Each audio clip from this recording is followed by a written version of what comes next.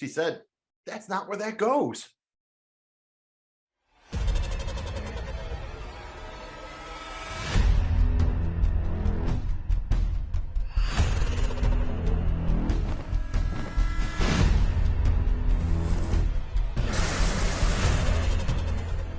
I drink and I know things. That's what I do. Welcome to Drunk on Dragons, a show where we discuss each episode of the House of Dragon. I'm your host, Jamie G, Master of Laws, and I'm here with our Master of Coin, Jay Scratch, and our cupbearer, the Filler of Cups, Magnum Mills. And we're going to break down this episode titled King of the Narrow Sea. Guys, having a nice frothy beer. Looking forward to drinking and dragons. That's just how it is. Good thing I'm the cupbearer, because you only use one cup. You make my life easy. I appreciate that. I am Magnum Mills, also Master of the Mountains with the various Coors Lights. Thank you for checking out Drunk on Dragons. We're on all your podcast platforms, Spotify, Apple Podcasts, wherever you get your pods. We're on social media at Drunk on Dragons. And you can find our YouTube channel by going to joeblowfootballshow.com. I'm that money guy, the guy that brings the change, Jay the Scratch. I'm also the minister of libations, and today I'm drinking on Jameson Stout Edition with some Reed's ginger beer. So that's what I'm doing today. Ooh. Mm-hmm. I like the sounds of that. All out there in the realm, please note that Drunk on Dragons is a full-on spoiler show. We're going to be discussing all episodes of House of the Dragon and Game of Thrones. Some spoilers from George R.R. Martin's works could come up. We're not necessarily focusing on the books, but it's in play. If a book spoiler that could impact the show comes up, we will let you know in advance. This is your first and only warning. Shotgun bang. What's up with that bang? Kristen Cole knows how it hangs. And this is King of the Narrow Sea, episode 4 of season 1 of House of the Dragon, originally aired Sunday, September 11th, 2022. This was directed by Claire Kilner. This is the first episode of House of the Dragon that she has directed. She will also be directing episodes 5 and 9 this season. Written by Ira Parker. This is the first writing credit on House of the Dragon for Parker. And the short plot synopsis is, after conquering all but 2 of the islands, Daemon declared himself king of the Stepstones and the Narrow Sea, being crowned by Corlys the Sea Snake. Before we mount our dragons and drink, let's each give our initial thoughts on this episode titled King of the Narrow Sea. So I guess I'll kick it off. I thought this was another one of those episodes that was a builder. We talked about that last episode. Sometimes you got to build the world, and that's what they're doing here. They're building some of the drama, some of the world. You're growing attachments to some of the characters. You're growing hatred for some of the characters. People like the High Towers, you're a little bit torn about because you still like Alicent. If you're your regular viewer, you still like Alicent, but her father, you might not like so much. You're not sure about Daemon. You still have questions about that. So this is an episode that you're getting a lot of filler, a lot of the potatoes, and the meat's coming. You can see the next episode. I mean, obviously the trailer looks really sharp, but that next there's a couple episodes coming up that are going to be the real meat of it. So. We're approaching the meat, so take warning. That's what she said. For me, guys, I thought it was another good episode. Again, a lot kind of going on here. I like that now we've got, some bigger developments and some smaller developments are going to turn into bigger developments. I think the final kind of decision of the king Viserys to take away the hand from Otto Hightower is a really big deal. Can't wait to see how that plays out. I like the progression throughout the episode. I thought it was filmed fantastic. A lot of this was dark, but you could see really well. It wasn't like a negative thing at all. I thought that was actually really well done.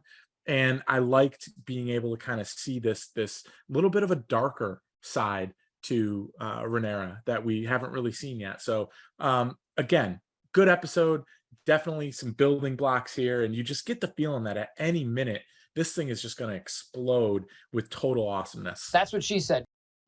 We got an orgy. I mean, incest not so awesome, orgy fairly awesome. It also seemed like a far more consensual orgy, like everyone was having a good time.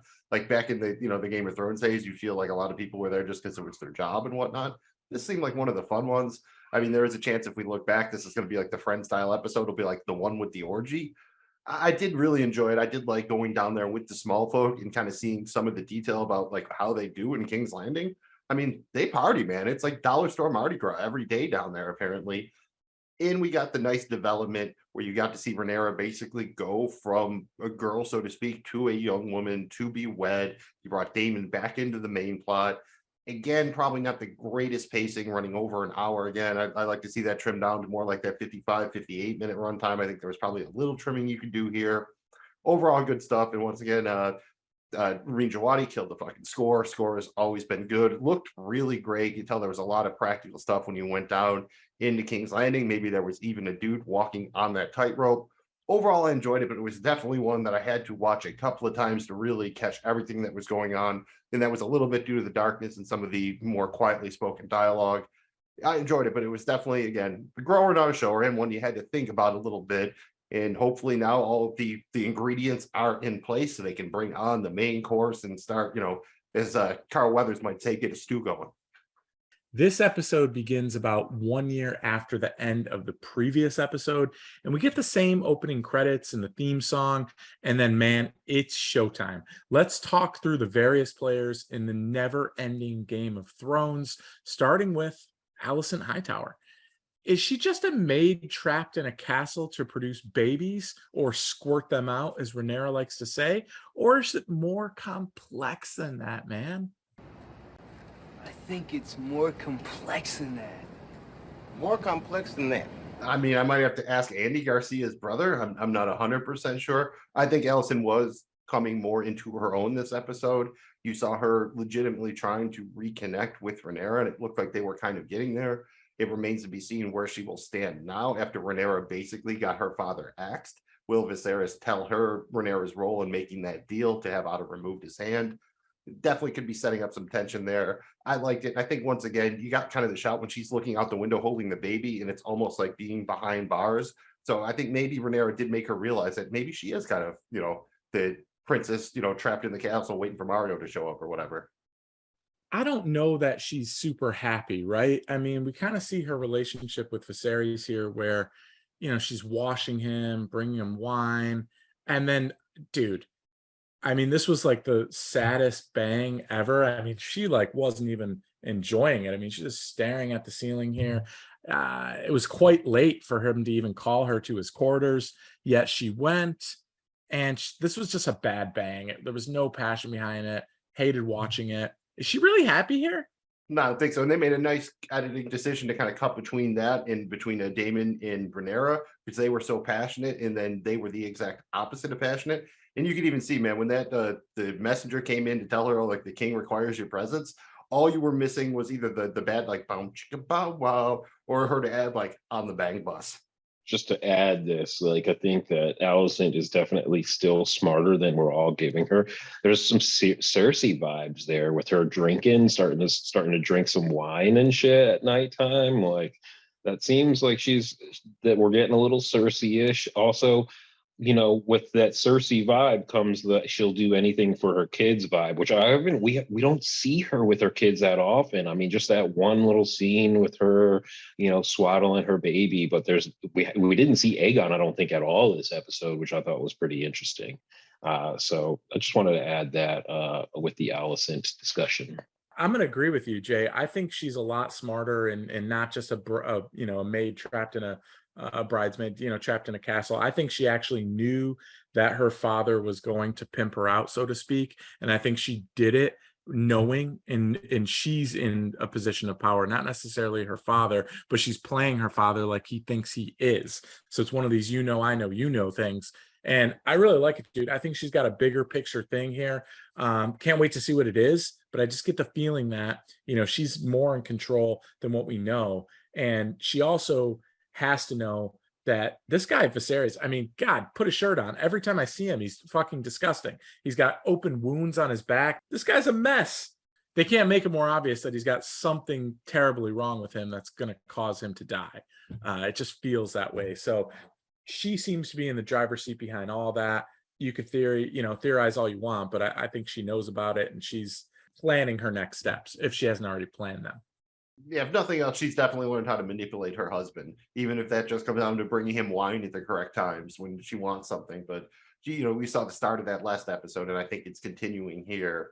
So it will be interesting, really, once we see Viserys taken off the board, what she will do. That's kind of the real question, right? Like with now, if you take Otto out of the town and Viserys dies, like she's got a lot of hand all of a sudden. How will she choose to use it? I think that's going to be very interesting. Let's talk about Otto real quick. Her father, Otto Hightower. We're on the high towers. Let's get in some Otto action. We see him get fired as the Hand at the end of this episode. I thought that was a huge moment.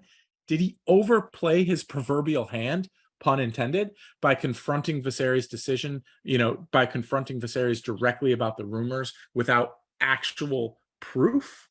Was this a fatal mistake here? It wasn't a good move. No, I don't. So I don't agree. I don't necessarily think it was a great move, but I don't think that this is going to cause him any issues. Actually, we talked about it last week. I put him in my top, in power rankings. We'll talk about that a little bit later on. But I think that he is not reduced any of his power, really. I mean, the high towers are. I mean, he's the master of whispers. He's got people out there. I think if anything, him giving up that little bit of information that he has had her followed was a bad decision, more than him putting it out there that he knows about her. Yeah, I think that makes sense. And he said what the white worm, right? I guess that's not what Viserys calls his member. I guess it'd be the dragon, right? I mean, the Targaryens have to have a name for it, right? There has to be some kind of dragon name for cock. There has to be, dude. There's no way there's not. I mean, that should be a podcast in and of itself. We see Viserys isn't as drunk here as he was last episode, but he finally seems to have had enough and reached his breaking point. He got to be happy for about a split hot second at the beginning of the episode, but by the end, he's finally forced to take action. Is he finally being decisive, or has he been manipulated into making these moves too little, too late? I think he's definitely been manipulated. The question is, was this all part of some grand plan by Daemon, or did he just kind of want to just mess stuff up and see where it landed? Viserys has been very reactive. He's done almost nothing that you could qualify as proactive. He doesn't even have the tough acting to acting. I don't know what he's doing. He should definitely try something else on his back, on those fingers. I mean, I will give him credit, at least when Otto came in with the information, he tried to at least take Rhaenyra's side, even if he didn't necessarily believe it. He tried to do the right thing by his daughter to Otto's face, even if when he confronted her, it sounded like he really believed what Otto told him. And again, it's kind of, we saw the chess pieces really move here, right? Like he got to be happy for the first time. By the end of the episode, Daemon's gone again. Rhaenyra's getting married. He even threatened to disinherit her. We're definitely, I think, getting closer to that big time jump. And I think at the end of the day, I mean, Daemon and Viserys are brothers. They do love each other. I think it's one of those scenarios where Viserys loves Daemon, but he also knows that Daemon is pretty much a dick. I don't think he's lasting much longer. I think what's going to happen is we're going to get this situation where he dies and nobody knows who the rightful heir is, and that's what we're fighting for. And I think that's why we're seeing Otto put himself in a position, and the Hightowers really, the Hightowers, we're seeing, Valerian's kind of backing out and kind of going towards, Bravos or at least the Free City. So that is a situation in itself. Everybody's kind of backing out. Everybody knows Viserys is going to kick it. So I think I think he kicks it next episode. That's my personal opinion. Oh, another death at a wedding, maybe? Game of Thrones does like their deaths at weddings. I mean, I'm just saying. I don't actually know that one for sure. No book spoiler or anything. It just feels like a very Game of Thrones thing to do, right? I mean, we have names for all these. Is this going to be the orange wedding? The chartreuse wedding? I don't know all the. Maybe it's like the brown wedding where he violently everyone browns out and just over the they wedding. wake up the next day and no one knows what happened. Viserys is dead, and they have to have Yeah, they have to have like a who pooped the bed scenario to try to figure out who killed him. They just discover Viserys drowned in his own diarrhea.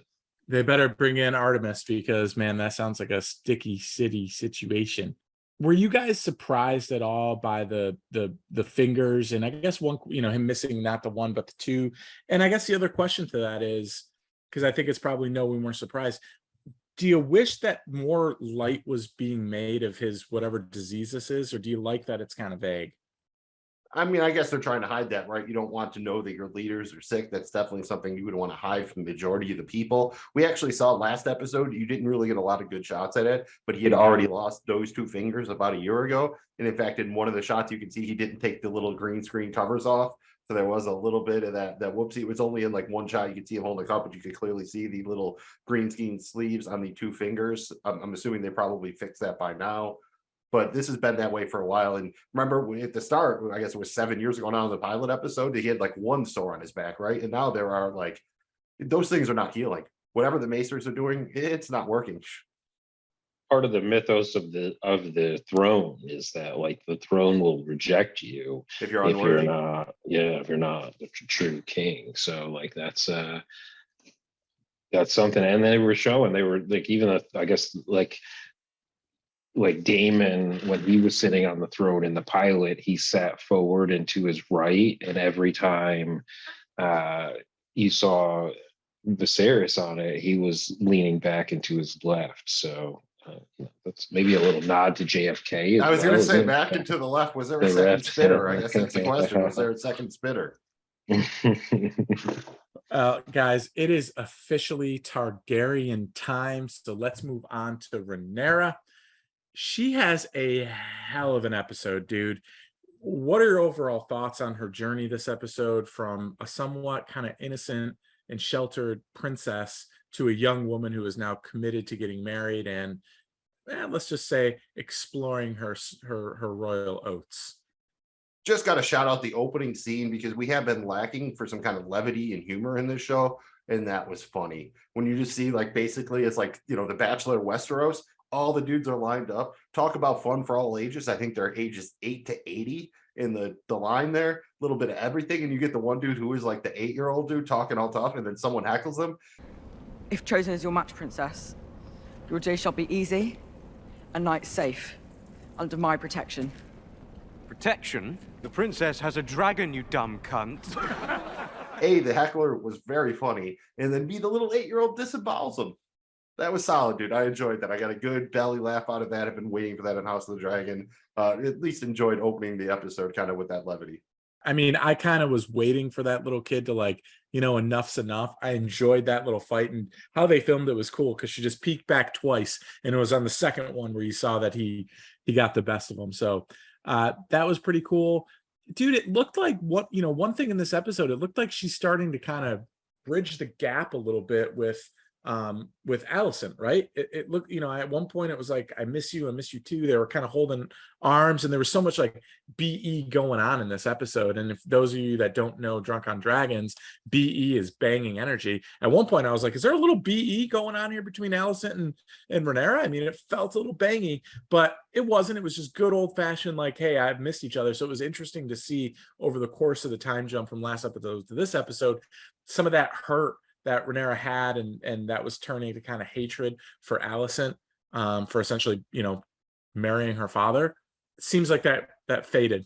Yeah, they were saying in like the post credits of one of the episodes where like Alicent and her relationship at some point was supposed to be ambiguous. At least in the pilot, it was meant to feel ambiguous, so that like you wouldn't like know for sure if there was like a sexual, BE as we call it. Yeah, I mean, I'm glad that they're clarifying it now, that it's become more like we know where both are going. Obviously Alicent's into the older men, or maybe not into them so much as just has to do it.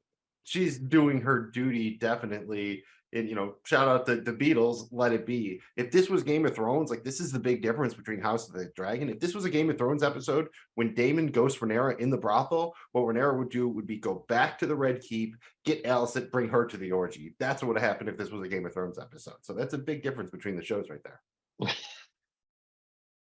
Yeah, and I liked this development with her as she went into town. And Mills, as you talked about earlier, dude, outside the keep looks like a pretty happening spot, dude. I mean, that's like permanent Mardi Gras that's mixed with like Myrtle Beach. Like it was like grimy, but yet like looked like fun kind of. So I mean, it was seemed to be a good time, but I liked seeing it in the exploration, but I also like the inquisitive nature we saw from Rhaenyra, where she was kind of ready to take that chance and ready to kind of be excited about a little risk and doing something that maybe she's not supposed to.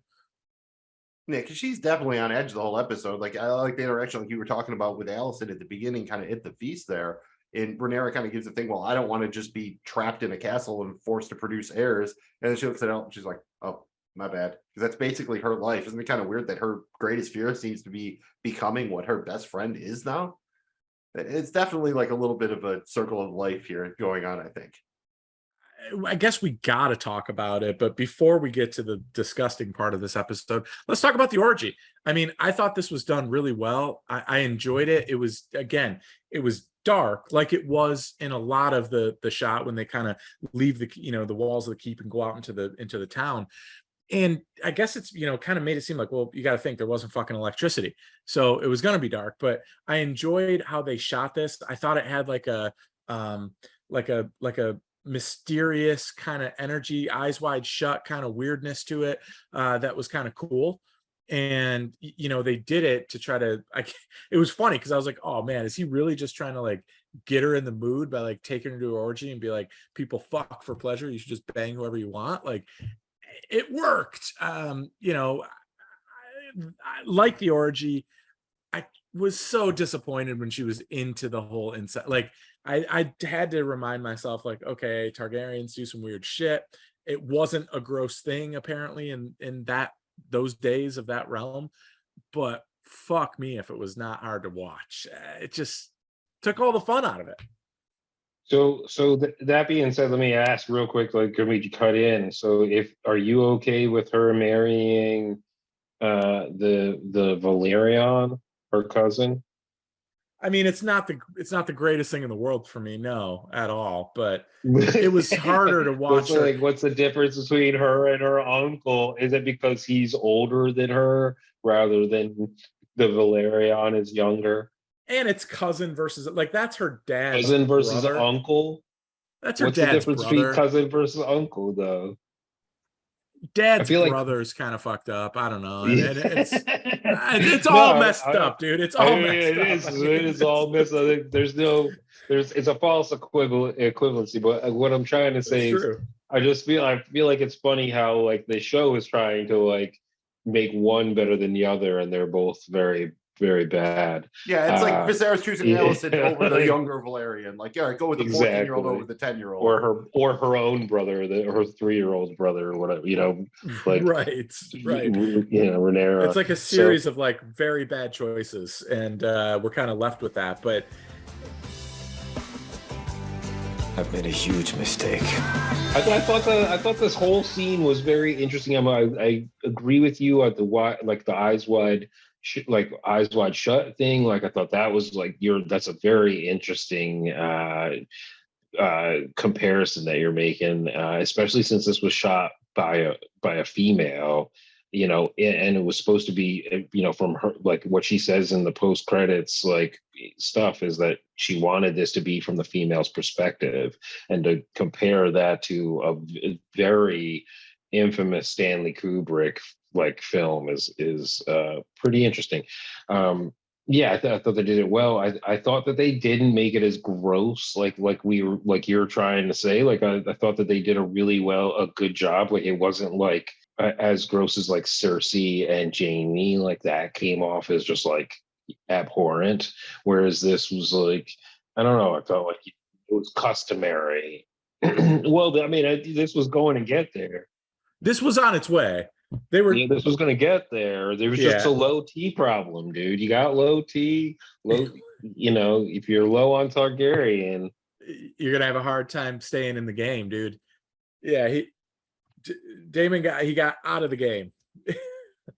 back in the day, we saw Game of Thrones. They loved like the celebrity cameos. Sometimes you would know who they were. Sometimes it'd be under a bunch of makeup. And we're ahead of the curve on this one. I can't wait till we get kind of the big making of thing after the season, and we find out that Tom Cruise had a secret cameo there in the little Eyes Wide Shut sequence. So that'll be pretty cool, bringing Tom Cruise back around. And I do want to say that on the way to the orgy, they kind of stopped at that play. And I kind of enjoyed that, brought some humor to it, especially when the dude pulls like the rope dick out. I just thought like someone, like they made that, man. Someone took some time to make that penis out of rope. And it was really interesting how Rhaenyra seemed shocked that everyone was like, wait, they don't want me to be queen?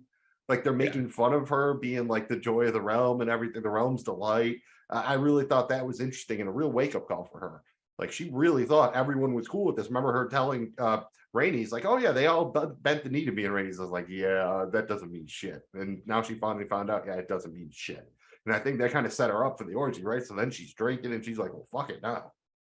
Well, yeah, and not only was she surprised by it, but it angered her. She was pissed off by it. She was like, oh, that's bullshit. You know, like she was not happy with it. And then she was like, well, their opinions are of nothing to me. Right. And it's like, whoa, that's kind of, so it almost had a little bit of that like Mad King type thing in her, just a smidge, where it's like, I don't care what anyone thinks. So I thought that was really interesting, Mills. Well, real quick, one last point. Targaryens, they have a certain look. You think they can pull off almost anything. Targaryens do not look good in hoodies. I don't know if it's because we're used to the long white hair or whatever, but they look like dime store Lord of the Rings, like elves ripoffs when they had the hoodies on. It just wasn't a good look for them. So Targaryens, you Or want like to the see Witcher. the hair. Yeah, exactly. Witcher, like it just the hoodie was just not a good look for them. And I did like how Rhaenyra was all like proud, like he called me a boy. Like, all right, there's your Arya reference. Thanks, we got it. Nice little fanfare there. And we've talked about Daemon quite a bit, but hold up. Hey. How are we going to skip the most important part here and not talk about the ultimate BE, Rhaenyra and Sir Criston Cole? Because Daemon leaves her kind of like high, not necessarily dry, but unridden for sure. And she comes back, and as soon as like he knocks on the door and she comes in, you know what's gonna happen, right? You just know. And she's grabbing the helmet or whatever, and it's like, okay, I hooked up with someone in high school once. I know where this is going. And Dude, I it was like like he like tries to do his duty for like 2 seconds, and he's like, all right, I'm good. Fuck this shit. It's on. It was like she got blue balls and she needed like that release, man. That was an intense. Well, I mean, after, if you're going to bang your uncle, banging a member of the Kingsguard actually seems like quite a step up. It's not incest. You're just making them break a vow. It was really funny to see how like timid Criston Cole was. You know what I mean? Like how like he was just like, and he like lays his cape down so gingerly. It was such a juxtaposition of like how sex scenes are like depicted in our pop culture. So like I appreciate that from the director. It's like executive decision when the dude's going to take apart the bomb and he like starts putting all the screws in the quadrant. Like, okay, we need to take this off in a certain order and put them in a certain place so we can put them back on in the exact same place. Either that or they just didn't want anybody to hear him, because literally if they got caught, like he's dead. Like so that has to make it pretty exciting for him. I mean, this is way up there, man. Like banging a princess who we're explicitly not allowed to bang, although he's supposed to do whatever she says, right? So what are the rules? He could make a case. But yeah, Jay, to your point, it was like the gently untying of the boots and laying everything down so perfectly. And then he's like so timid. She's basically in control. To me, it's like, damn, she went from like, being innocent to now all of a sudden she's straight up riding him like a dragon, dude. Like she figured it out real quick how to get that dick, and she got it.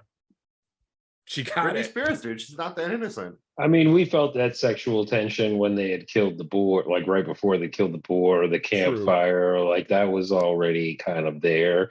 This is all a just a way of building to this ultimate like deception of like, who's fucking who's, like that's all gonna fucking go into this war that's coming, man.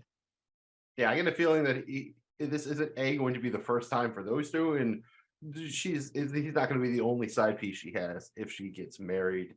I think that Daemon kind of made that clear, and I do want to shout out at the end of the episode, she graduated, not a cupbearer anymore. She actually has a seat at the small council, so I think that is almost the completion of her journey, basically. So again, I think that lends credence to the fact that we probably are approaching this bigger time jump because you're kind of getting her in position now as a more adult figure. And the fact that she strategically took a really she was in some hot water here.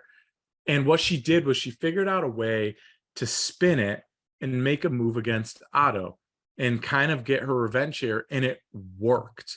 She was gonna have to get married anyway. She was gonna have to deal with all this. She basically just said, okay, I'll do it right now, but you've got to do your job as king. And that was big, dude. She kind of won the battle. Obviously, the war is waging on, and we won't know that for a while, but I think that was a small little victory for her for sure. She made her move on Otto. I mean, it's almost addictive. Like if we used to call it the and $200, it'd be back in the day if you were playing Monopoly, you agree to a trade and you think everything's done. And one of the guys is like, oh, I'm going to need your go money. I need $200 on top. Like Viserys thinks he's got, you're doing this, you're doing this. She's like, fine. But you got to fire Otto first. And of course, Viserys, that's who he is, right? He can easily say no. And he's not that dude. We've already talked about Daemon quite a bit, but let's break it down a little further. Why did he come back to King's Landing? It couldn't have been to just get his hair done, right? The haircut looked good on Matt Smith. I'll give him that. Like I think the shorter cut worked better than the longer joint. Again, the hood did not work at all. I think it's really interesting to just try to determine whether or not this was all part of some grand plan that he had, or if it wasn't. Like there's interesting things when he first comes in and bend the knee. You see the camera very explicitly show him and Otto exchange looks like twice. You also saw later in the episode when he kind of wakes up with his ex-Gumar there, that same kid that gave Otto the information comes in and gives coins to her. So you have to wonder if maybe he has something going on with Otto. And even the sea snake thing, right? Like they're talking about he's going to marry his daughter off to a Bravosi lord. Is that just a feint? Is this all to set up Daemon coming home in this reunion? Or, I'm just curious. I think there's definitely some sort of plan here. I just don't know how wide ranging it is. Like if the High Towers, the Valerians, and Daemon are all aligned, that's a lot of power right there. Yeah, and that makes you wonder, like, what is Viserys thinking? Like, why is he letting all of these really fucking powerful, houses just think he's weak? And to the point of like the High Towers have, little whisperers, little fucking birds all around town. You know what I mean? Like that's some shit that's dissension, and Viserys is just letting that shit happen. What is he just worried about his model, his Valerian, the model of Valeria that he's got in his bedroom? Like, what the fuck is that all about? Yeah, I mean, we could talk about Daemon's like entrance into the city and how cool that was to see him like kind of like maverick his way past the boat. You know what I mean? Like I thought that was pretty funny. He definitely buzzed the tower. Yeah, exactly. You know what I mean? Like she spilled her coffee. Rocked against the boat. Like I don't think she spilled her coffee, dude. She spilled her coffee. So that was cool. I mean, it's the dragon entrances are always cool, and I like that they're not like overkill on dragons. I know they were going to see them eventually, like fucking heavy. So I'm glad that we're not like being saturated with dragons right now. Yeah, you want the proper mix. You don't want to overdo it, especially early. Maybe save a little bit of that CGI budget. Really make it count when you see them full on in the day fighting each other. I think it's interesting when they have the confrontation at the end, and he never denies actually banging Rhaenyra to Viserys. Like he doesn't say that he did, but he doesn't say that he didn't either. When he could have said he didn't, and then that would have matched with Rhaenyra, and I think Viserys would have believed him. So that's what leads me to think it's part of a plan, maybe, that he needs Viserys to think this, whether or not it's real, and that kind of comes back down to, like, you almost get the idea, especially from watching the inside the episode, that he was maybe trying to hook up with Rhaenyra as part of the plan with the idea that she would reject him. And then when she doesn't reject him, that's when he gets thrown off. He's like, oh, you're into this. Like, I didn't think you liked fingers there. Oh yeah, so maybe you think he was like in. Okay, so here's the thing. We're also talking about maybe there's some cahoots with the sea snake. So like, yeah, maybe he was like trying to rape her and sully her name that way, and the fact that like all he needed was have her name sullied. So like that's the ultimate goal. Hell, he could have paid that kid to be there. Like they could have planted that kid there to see it or whatever, even. Like, that's what I'm saying. I think there's definitely a plan. It's just how deep is the plan? How detailed is it? How many layers are we? How deep is your love for me? Well, it's already proven that he knows all the tunnels in King's Landing. So he's pretty sharp on what Otto's doing too. I mean, granted, he hasn't been there in a while, but I'm sure he's slick on some of Otto's tricks as well, you know. The thing is with this issue with Rhaenyra, though, by having Viserys believe that he sullied her and he ruined her virtue, and she cannot, go and wed somebody because now, it could get out that she slept with, not only did she sleep with somebody, but she slept with her, with Daemon. So I think the fact that happens, it creates doubt for Viserys and forces him to do something, either remove her from heir or cave and let Daemon marry her, and then Daemon gets it. So I think it's a hack at the tree here, trying to figure out a way to get on the throne. And I think, to Viserys' credit, I think he sees it a little bit, and he starts to see it more and more throughout this episode. Now, that about covers the major players. Is there anything else anyone would like to discuss from the episode before we move on? I did definitely enjoy it. Jay pointed out earlier, but the opening scene when Damon walks in and like the whole crowd just comes in, like they don't even know who it is, and you see like, oh, it's Damon, and he just walks up, cool as shit, with the axe that the crab feeder had, and gives it, tosses it to Viserys, like, here, add it to the chair. I thought that was pretty badass. Like, I wanted to just get that intro, and like, you could set it to a cool tune or something like that. Him just walking in, rock you like a hurricane or something or whatever. Like, that was just like him making a triumphant return. I thought it's nicely juxtaposed at the end of the episode with him getting once again booted out of King's Landing. Yeah, and I also wanted to like bring up this part of like whether Daemon actually planned on like relinquishing his crown, like the king of the Step Zones or the king of the Narrow Sea or whatever. Like, it's weird to me that he would even come in there with a crown. I feel like that was him kind of like showing off to the crowd and saying, oh, here's what I was anointed and I'm giving it to you. Exactly. Like, he could have had his own little fiefdom. He could have ran that shit, but instead He he's could coming have here just to do the stayed in right the thing Narrow and Sea. bend the knee, Yeah, be a yeah. true Leal Lord or whatever you want to call it. Like, Right. to again, if you're playing the Game of Thrones, though, winning, you see that Daemon has that idea, right? You have to win the small folk over, and it seems like both Viserys and Rhaenyra are completely clueless when it comes to them. And he actually, for better or worse, whether he likes the small folk or not, he understands them a lot better. So this would make sense. And we even said in the synopsis that it was Corlys who crowned him. So that leads me to believe that he is part of the plan, and that giving him this crown and doing all this was designed to elicit some sort of reaction, whether it's the exact one they got. It makes me a little curious if Viserys had been like, all right, you can marry Rhaenyra. Would he have been like, oh no, wait, JK, dude, I didn't actually mean that. Like, no, you're supposed to say no, dude. Just go ahead and say no. It made me wonder for a second, like, was that really an ask, or was that part of the plan to just ultimately really piss Viserys off and get him, banished again? So then now maybe they can, make this new alliance and get the small folk on their side or something. Right. And that's like another thing is like when we say real, like, who are the real players of this game right now? Like, is Corlys a real player? Like, we haven't seen him. Like, we barely saw him in last episode. This episode, he was not existent. We talked about him a little bit. But like I think he's a real key player, but we still haven't learned anything about him really. Like, we know like the little bit of backstory that he's married to, the king that wasn't, or the queen that wasn't.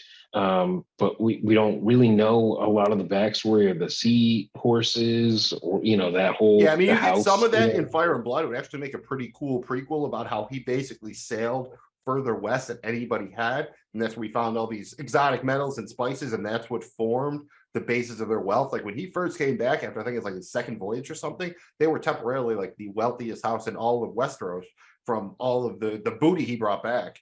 He's a naval fucking And genius. ballsy as hell, like, sailed past to like the exactly. Yang T or whatever, like the furthest, like the Shadowlands. He got basically all the way to as far as anyone is like ever the gone, far basically. east. Exactly. Yang T is that fucking, that's like where it's kind of like the Asian Equivalent, right? Like, kind of how like like George R.R. Martin tried to basically kind of do certain things that were based on certain cultures and geographic areas and certain like that when he designed Planetos. Yep. Because of course Westeros is on Planetos. That's how it works. Just like you have Westeros and Easteros. You know, it's like the names. At a certain point, he just ran out of creativity. He's like Rhaenyra, Rhaenyra, Raya. Viserys, the second, Aemon, the third. It's like when you fourth. wanted to hear Otto, it's like, boy, George, that was a rough day, wasn't it, man? He spends like 8. You just imagine him sitting in his word perfect for like 8 hours, and he's like, fuck it. He watched like an episode of The Simpsons. He's like, dude, I'm just naming him Otto. I can't take this anymore. Otto. They take the ball. Anyway, I think the Valyrians are going to be a key player that we're just not discussing yet, but they will be very shortly key players in this whole Yeah, game. because they kind of poo-pooed at the beginning of the season. We didn't realize that they actually had a dragon rider. And Yes, again, you get more into the exactly. lore, you learn that their son actually bonded with the dragon in the cradle and everything, but actually didn't ride him until later. Like, so when the series started, he was a babe, but he bonded with the dragon, but he didn't actually really start flying it until the war in the Stepstones or whatever. But that's a big deal, man. They're the only other house that has a dragon and a rider. So they are right. And theoretically, that's a very good, political alliance. And again, would bring the naval strength back in, multiple dragon riders. They have Valyrian blood. On paper, it's a great match. Except for the cousin thing. The whole incest thing is just the one thing. And now we have to ask the most important question. Was there enough drinking and dragons in this episode titled The King of the Narrow Sea? Not a ton of dragons. We basically just the more or less the joint at the beginning, right? But I think that was fine. I think they're saving the dragons. The drinking was more fun this episode, I think. Last episode, Viserys got rocked, lots of wine, but not fun. Here you see Alicent sipping a little. Viserys is drinking, but more in moderation. In King's Landing, they're having fun. Like you would think there's just like free kegs on the street corners the way they're throwing down there. So yeah, this was a little bit more of the fun drinking experience, I think. So I'm there for it. And again, I'd rather have little dragons here. So when they want to do a lot of dragons, they're really good, other than trying to shove it down our throats all the time. So you got a cool little scene with the dragon in the boat. Good enough for me. I agree. I will say, man, I mentioned it before. The only thing that comes to mind when I think about King's Landing after dark, it's Mardi Gras meets Myrtle Beach. I mean, it is grimy, but yeah, interesting and looked like a ton of fun. Definitely some fun drinking. Good for them. Now I'm just so disappointed that we didn't get a Kenny Powers cameo during that scene too. Like, what if Danny McBride was like the dude doing the tightrope walk or something like that? That would have been great. He did do a Jay, what was the movie Danny McBride did, bro, where he was in like medieval times or whatever? I know he did a movie. Your Highness. Your Highness, bad. bro. Highness. Yeah. It was pretty bad, dude, with James Franco. I love how you and Charles asked Dance, me. I think. I Tywin know. Lannister was in that, I believe. Jay, you know this. I know you know that, man. That's right up your wheelhouse, bro. And with the drinking and with the dragons comes the time where we must hand out some awards for our favorite parts of this episode titled The King of the Narrow Sea, starting with that hot D, that hot dialogue. Which is our favorite quote or piece of dialogue from the episode? I'll go first here. I'm going to give it to the heckler in that opening scene. It was probably the most humor of the episode. I thought it was funny. Your day shall be easy, a night safe, under my protection. Protection? The princess has a dragon, you dumb cunt. Roger that. That's pretty good. There were a couple good exchanges. I think a lot of the best dialogue was probably between Rhaenyra and Daemon. But I'll go with the one line they had after they watched that The Mummers Farts there, the play, when Rhaenyra kind of is upset that no one wants her to be the heir. And she says, Their wants are of no consequence. They're of great consequence if you expect to rule them one day. and I think that's a nice little kind of like come to Jesus growing up moment for her, where she realizes maybe she hasn't really been looking at the whole picture at all. Like she's really missed the whole part of like, you know, what she's actually supposed to do with these subjects. I think she's just kind of, you know, you're born that way. It's her divine right. So I think that was pretty interesting. Again, whether Daemon actually cares for the small folk or not, I don't know. But at least he is cognizant of what you actually have to do to rule the realm. I'm going with 5 days. That's the final scene where Viserys calls out Otto and he says, "My father was a hale and healthy warrior and dragon rider, at the peak of his abilities. Jaehaerys named a great royal hunt to celebrate him being named the Hand of the King. 5 days later, my father lay dead. Just 5 days. You went from being another man in Jaehaerys court to the second most powerful man in the realm. I wonder,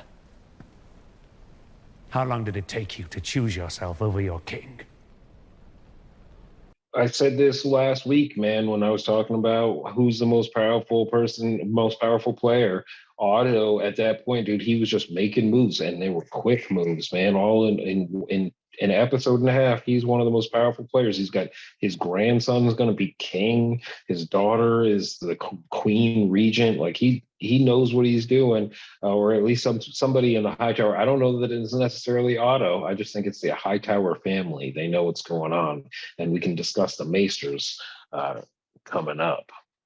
That's Otto, man. To paraphrase Bone Thugs and Harmony, he is creeping on the come up a little bit, and you did get the implication there from Viserys that maybe Otto had something to do with Balon's death. That's his father, like who was supposed to be the hand, and that's what put him in line for the throne at the Great Council. So that's kind of personal, right? You wonder if he's been maybe had this in the back of his head for a long time, and now finally it's one of those things where he puts two and two together a little bit. He's like, "You killed my dad?" Like it's like, you know, Charlie asking, like, Did you fuck my mom? What do you mean? Did you fuck my mom, Santa Claus?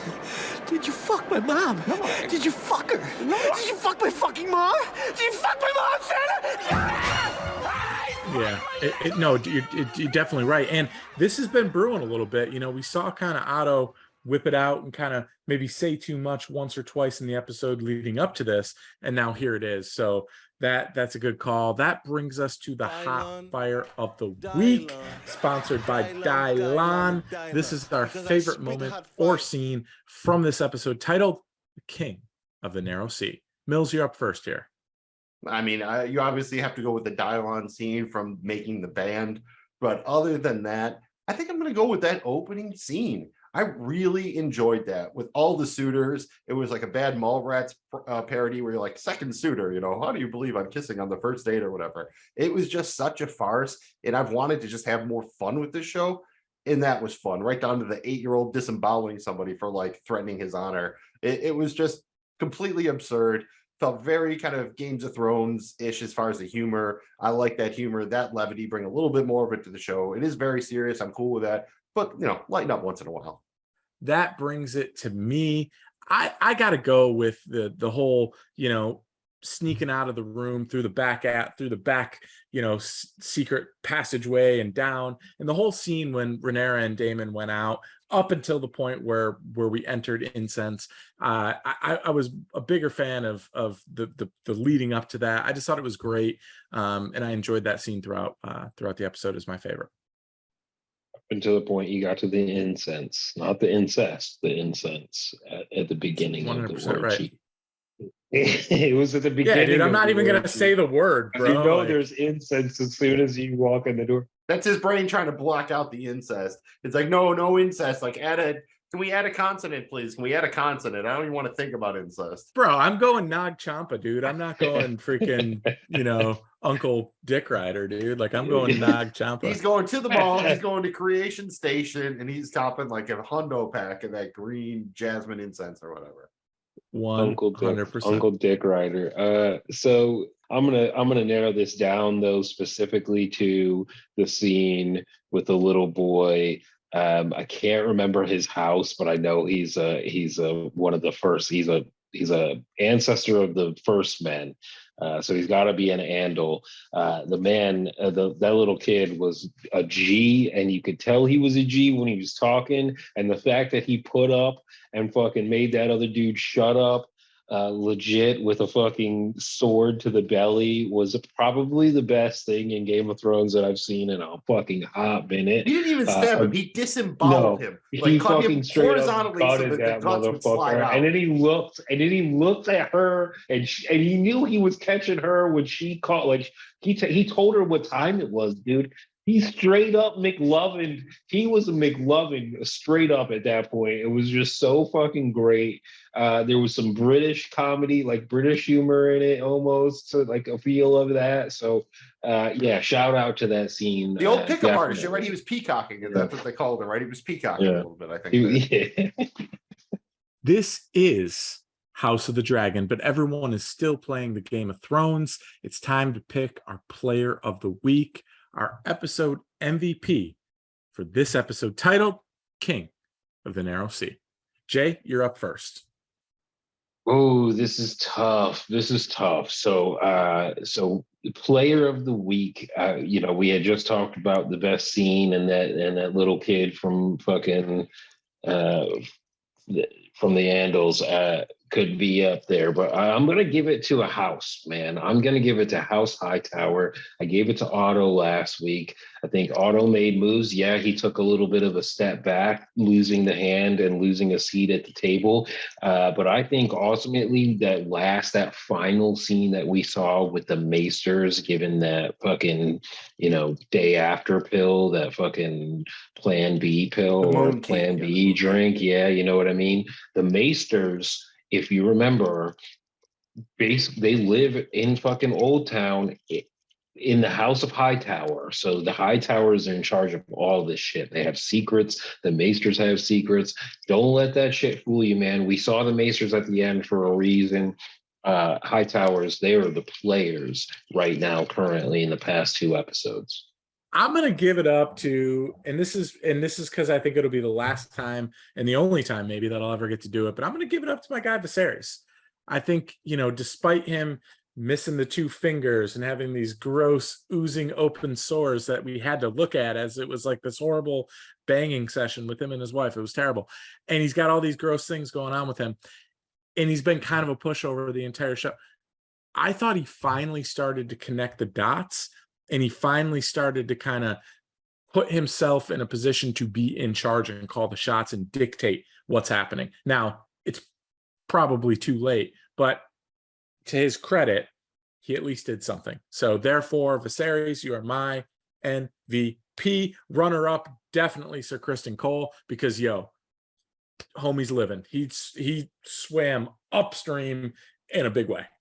Yeah, dude is definitely fighting above his weight class, especially with something when player 2 has just entered the game. This is a brand new player who's never played the game before. Yeah, shout out Criston Cole, man. That's dude's really come up, right? He went from a nobody, like it's not even really Dornish, to the Kingsguard, now to banging the princess, still on the Kingsguard, didn't get caught. Or you wonder a little bit, did Viserys know? Did Viserys know? And that's why he sent the moon tea, or did he think it was Daemon? We'll never know. Oh man, this is a tough one, but I think I'm actually going to give it to Rhaenyra herself, because it's like the old urge overkill thing, like, girl, you'll be a woman soon. You end the episode with her agreeing to the marriage with a condition. She's got a seat at the table. She's like Latimer in the program, starting defense, a place at the table. I think she's starting to understand the game more. I think that trip down with the small folk, with Daemon, really opened her eyes to what she needs to do if she really wants to rule the realm. And I think she's going to make some moves. So I'm giving it to Rhaenyra, my MVP. We did not attend the Citadel. We got our chains from Slick Rick the Ruler and Mr. T. That means we're qualified to give a grade to the King of the Narrow Sea.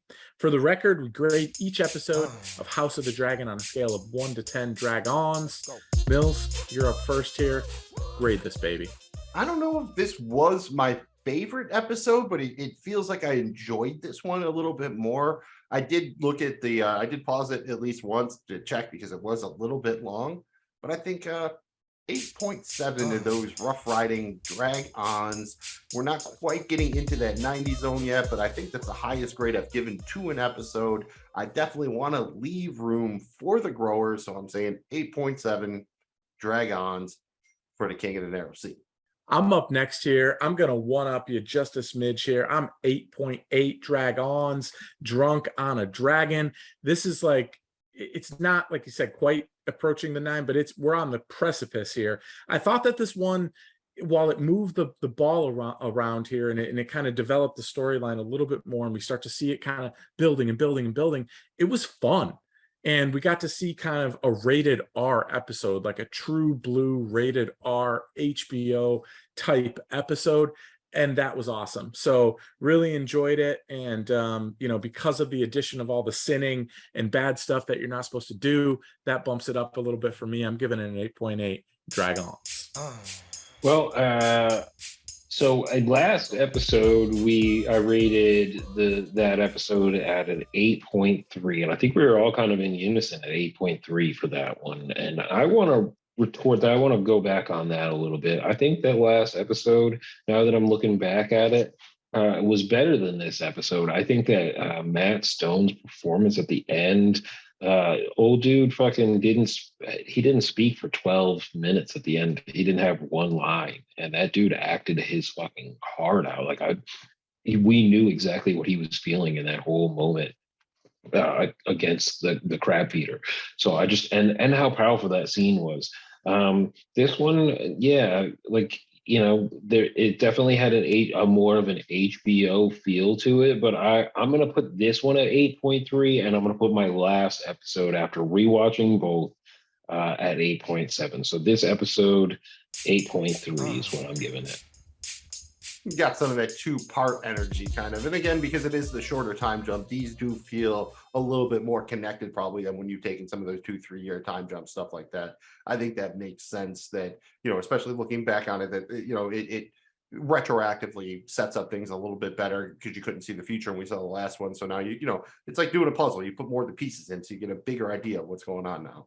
Yeah, and like you said, it does work like as a two-parter because you're in this time period, and it feels like next episode is going to jump again to another time period. Yeah, definitely. And that's actually a perfect transition because we're going to get to maybe our favorite part of this. It's our favorite part of Game of Thrones. You craft the theories, make predictions, wildly speculate. Next episode, rest of the season, rest of the series, whatever. Just please note that we have watched the sneak peek the next time on trailer, about a minute long on HBO Max, what have you. If you did not watch that, you don't want to hear anything about that, check out now. We'll catch you next week. Otherwise, let's do this thing. And we talked about this a little bit, just out of curiosity though, do y'all have any more ideas about what Damon's plan is actually? Like, we're assuming his actions were some part of a plan. Do you have any idea after watching the sneak peek, like what the bigger picture might be? I think it is what it always was, and that's his desire to be heir and sit on the Iron Throne sooner rather than later. And I think his willingness and effectiveness to manipulate his brother. Now I'm starting to think maybe he's in on this random sickness thing that's going on with the brother. I think his end game is the same as it's always been, and that's sit his ass on the Iron Throne. So he's the Westeros version of Peaky in the brain. Like today, we take over the Iron Throne. That's pretty much the whole deal. Same thing we do every day, Pinky. If we're talking about his plan, I think that it's more the ultimate, like the Valerian plan, or like the Queen that wasn't's plan. Like maybe she's smarter than we're giving her credit for it. You know what I mean? Like maybe. So he's more of an equal partner than a mastermind kind of thing. Yeah. Like it's really more of a true alliance than he's bringing people to his side. Like he's actually kind of like brought in equal partners as opposed to being like, I'm big dragon dick over here and y'all are gonna, ride with me. Well, I think that he realizes that he can't obviously do it alone. I think that the thing about it is he understands that there is already a way that things are working, and in order for him to even break into that, he has to have back. He has to have that Debo behind him. You know what I mean? Like he's got to have like a couple of fucking necklace snatchers. Yeah, someone saying whose bike that really is. I mean, you need to know, that's my bike, punk. And let's just go with a short one here. At the end of the episode, we see the Maester bring Rhaenyra that moon tea. Does she take it? I'm gonna say no. I'm saying she does not take it. I'm going no as well. Really? After she spent the whole episode saying how the last thing she wants to be is like trapped in a castle and pregnant? So I'm gonna say yeah on that one. Let's just keep on that. Like, how is Sir Kristen Cole going to take the news of her getting married? Like, we see him in the sneak peek punching someone, presumably at the wedding, maybe. how is he going to take it? And she's going to keep banging him, right? No matter what. Like Damon established that they're not going to stop banging, are they? Even if she's betrothed. No, I think he's totally fucking he feels guilty right now as we speak. Like legit, when he was laying his white cloak down, he already felt guilty. That's why this shit was so timid. That's why it was like he was taking his time unlacing his boots and shit. Like I just feel like he already knows he broke his vows. He Jon Snowed this shit. Jon Snow and Ygritte, that's the fucking shit. That's what we're getting from this, or at least that's the feeling that I'm getting. Like he totally. They definitely kept banging after that cave. They didn't stop. That might be true. That might be true. Yeah, I mean, you saw that when he walked in, right? It was like that awkward look. She's all happy to see him, and he's all like, got the little Charlie Brown head down thing or whatever. That was definitely the awkward morning after look right there. I think that Rhaenyra will be the one driving the bang bus with Sir Criston Cole. I don't think he's going to be attempting to make any moves whatsoever, but I think she is going to be basically getting that whenever she wants it. And yes, I expect that to continue. I mean, all she has to say is like, look, if you don't bang me, I'm going to tell people that you bang me.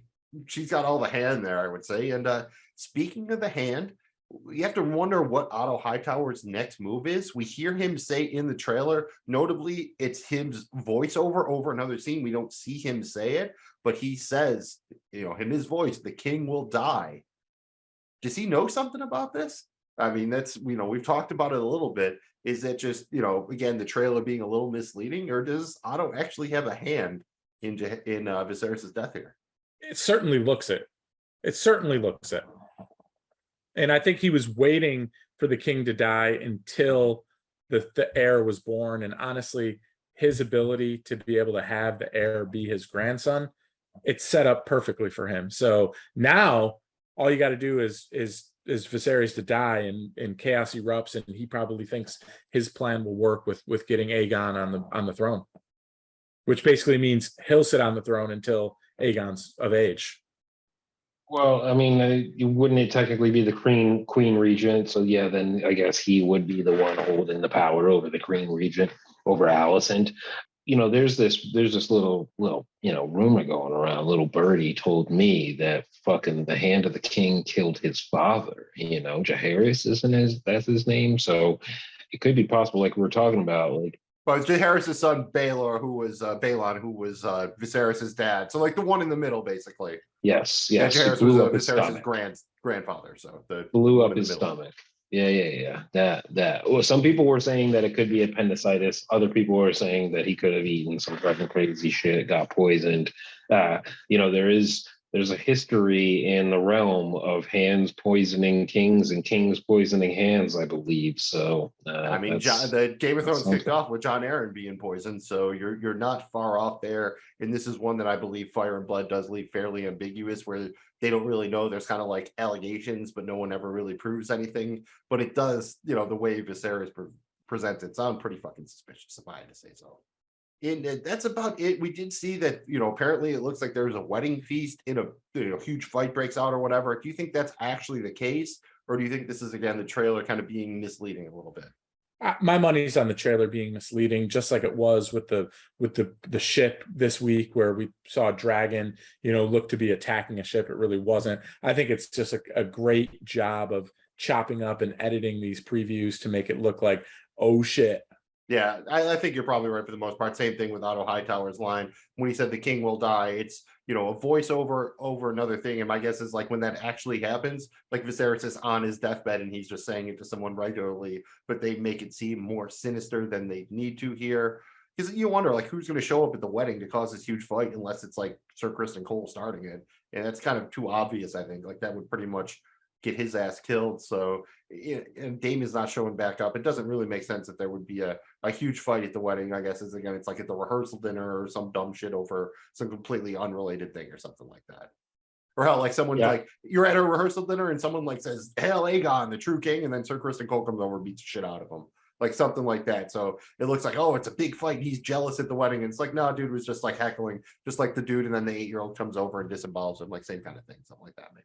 Yeah, I think it's probably a drunk asshole, probably spouting off disrespectful against the princess, and he just whoops that ass is my guess. Yeah, I mean, there's this thing like they have a recipe, Game of Thrones. I don't know if they're following this recipe, but there's always a couple of like slower episodes before there's a banger. And so I think we were on, what is this, episode 5 coming up? So episode 5 generally is a slower episode, and episode 6 turns into that banger. I believe Battle of the Bastards was episode 6. I think there were a couple other episode 6 that were really good. Correct me if I'm wrong, and we can have the fucking asshole dickhead producer that we got can call me out on this. But I believe the Red Wedding was a episode 6 or 7. So.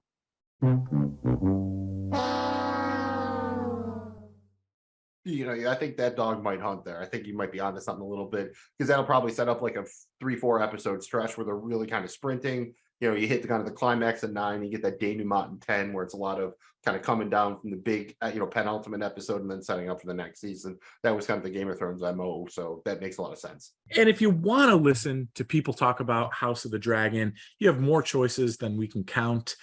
We really appreciate you checking out our show. We love talking about the House of the Dragon with drinking and dragons. Thanks again for checking us out. Please remember to like and subscribe. Really helps the people find our show and the rest of our awesome content all within our realm. Mills, please tell these fantastic audience where they can find all of our other free and royal things. I mean, we don't have Royal McPoyle, but it is kind of like Shaggy. We have some fantastic boombastic content. This has been Drunk on Dragons. As we've said a couple of times, find us on all the major podcast platforms, wherever you get your pods, on social media at Drunk on Dragons. You can find our YouTube channel at JoeBlowFootballShow.com. A lot of stuff there covering football, fantasy, wagering, other shows, general comedy, all sorts of news, nonsense, fuckery. If you like this, you will like the rest of our stuff. Check it out. We really appreciate it. Thanks again for checking out Drunk on Dragons. I am Magnum Mills, here with Jamie G and Jay Scratch. And remember, you don't have to drink, but if you're going to drink, might as well be on Dragon. We'll see you soon with our coverage of episode 5 titled We Light the Way, which will drop on Tuesday, September 20th. Thanks again for checking us out. Drunk on Dragons is an unofficial show. We are not in any way affiliated with House of the Dragon, Game of Thrones, George R.R. Martin, HBO, or Warner Brothers Television. The views expressed here are those of the hosts only and do not reflect the views of any other persons or entities. You can contact us at drunkondragonspod@gmail.com. Please remember to like and subscribe. We'll check you out again next time for more drinking and, of course, more dragons.